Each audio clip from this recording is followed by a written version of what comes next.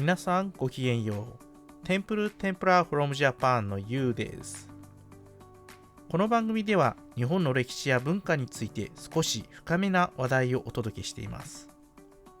観光して回れるような場合はその情報も合わせて載せています。面白いなと思った方はぜひチャンネル登録をお願いします。3月に入り、日本は冬が終わりに近づき、もうすぐ春です。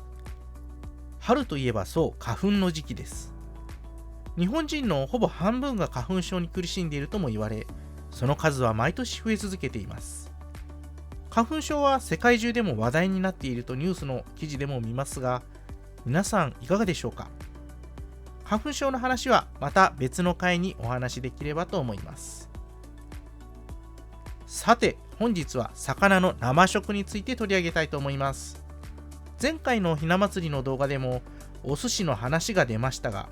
そう、日本では魚を生で食べるんですね。ご存知のように毎日食べていないと生きていられません。もちろんそんなことないです。海外では魚を生で食べることはあまりないと聞きましたが、いかがでしょうか。では、日本で魚を生食するようになったのはいつからか。歴史上の文献としては、中原の安富が記した安富記という、書物があるんですけれども、これだとですね、1448年8月15日の日記で、タイならタイと分かるように魚のヒレを刺しておくので刺身、つまり刺身なますの名の起こりといった日記が残っています。また、京都吉田神社の神官であった鈴鹿家の記録である、鈴鹿家記でもですね、1399年6月10日に刺身、鯉、わさびの記載があります。なんとこれ600年以上も前なんですね。刺身や寿司にわさびは欠かせませんが、この時代から使われていたのですね。そして江戸時代後期には東京湾で採れた水産物を使った握り寿司が広がりました。握り寿司の始まりは諸説ありますが、1800年代前半に酢を合わせた酢飯の上に魚などの具を乗せて販売したことが始まりと言われています。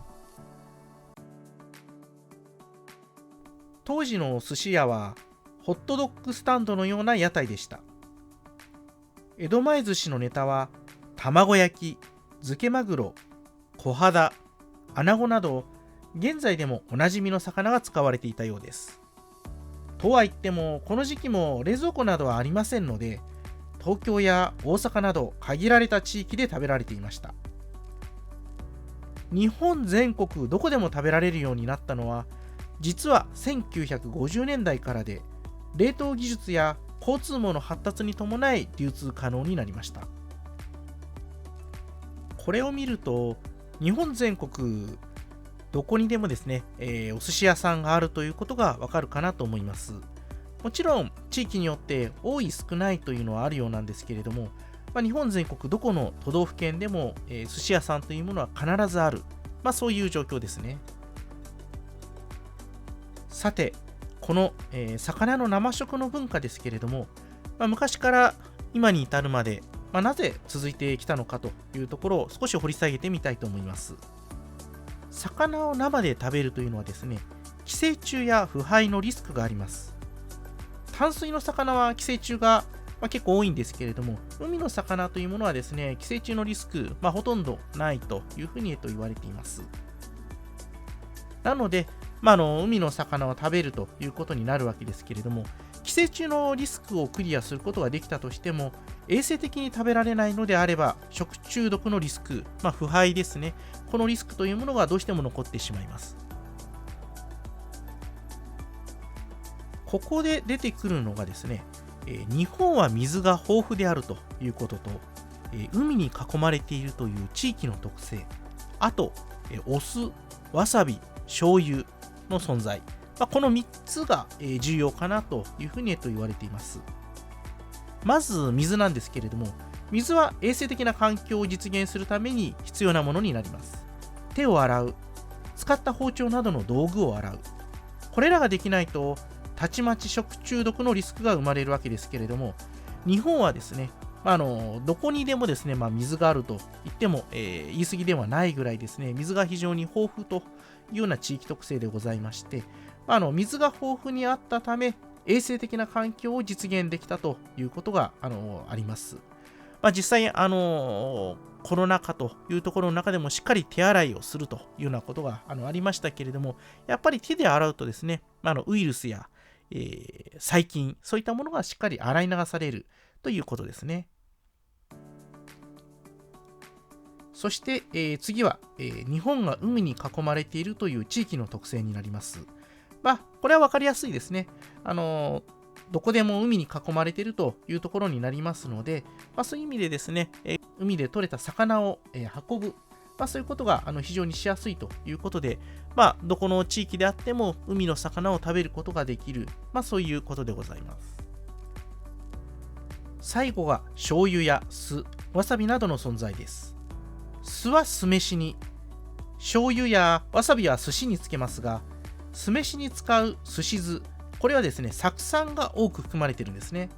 この酢酸が含まれているということで、殺菌効果というものがあります。また、醤油も塩分や有機酸というものが含まれているため、殺菌効果があります。さらに、消臭効果というものもあるんですね。この消臭効果があるということは、魚の生臭いということがありますけれども、その生臭さを抑えることができるというところもあるわけです。さらに、このわさびも抗菌作用があり、これらすべてが刺身や、お寿司、これらを安全に食べるということにつながっているということです。このような様々な理由が重なって、魚を生で食べる文化が長く続いてきたというふうにされています。ということでですね、私も本日刺身を食べたいなというふうに思っております。刺身を食べるためには、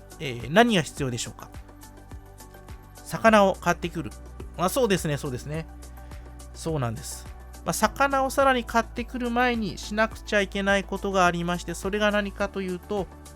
各家庭にあるですね、この包丁の準備ですね。刃物の準備です。ということでですね、本日は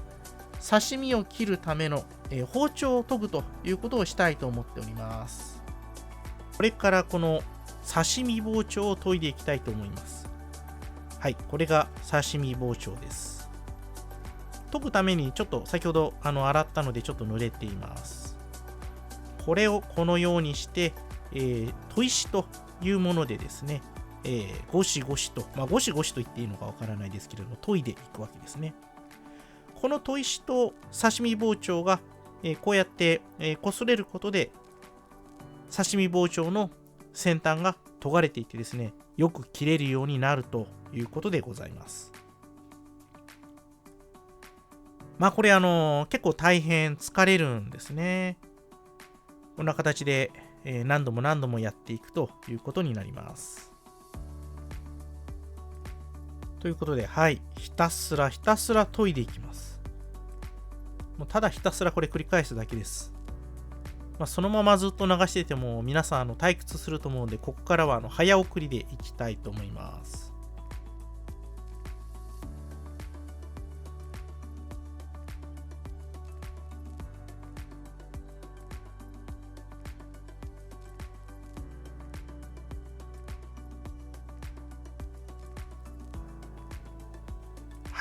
ここまで、研ぎ終わったらですね、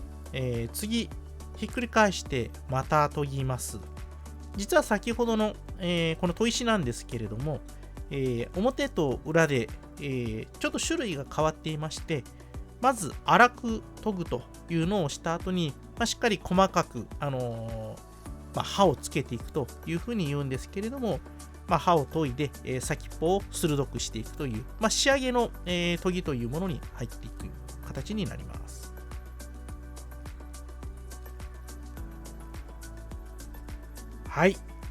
ようやく、研ぎ終わりました。これで、しっかり刺身を切ることができるかなと思います。そしてついでなので、出刃包丁。こちらも魚を切る時の包丁になりますけれども、こちらもですね、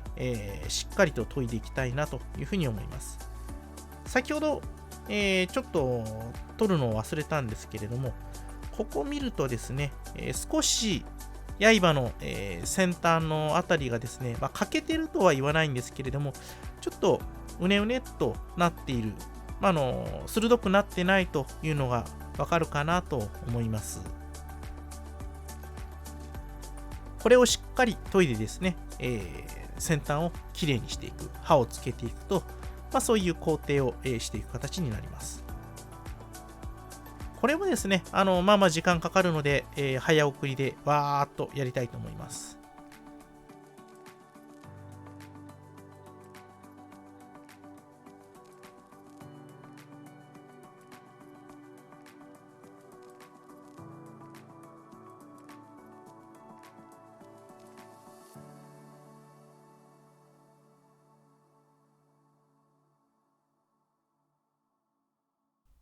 そして、研ぎ終わったのがこちらになります。ちょっと分かりづらいかなと思いますけれども、しっかりと先端が鋭くなっていて、切れ味が戻っているというような状況になっているかなと思います。はい。ここまで、しっかりと、刺身包丁と出刃包丁を研いできてということで、いよいよ、魚を切るというところに進みたいと思うのですが、包丁を研いで今日疲れました。ということでですね、刺身を食べるのはまた次回の、動画にしたいなというふうに思っています。次回は、スーパーの魚のコーナーとですね、あとその刺身を、準備するというところをまた動画にできればなというふうに思っておりますので、ぜひ楽しみにしていてください。本日の動画が、楽しい、面白いなというふうに、思った方は、ぜひ、チャンネルの登録を、お願いいたします。それでは、また次回の動画でお会いしましょう。バイバイ。